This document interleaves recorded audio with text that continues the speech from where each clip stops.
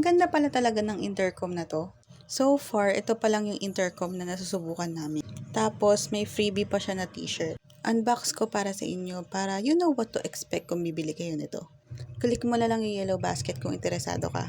By the way, yung t-shirt makapal siya tapos hindi mainit kaya maganda yung quality. Ito ang Feedcon FG.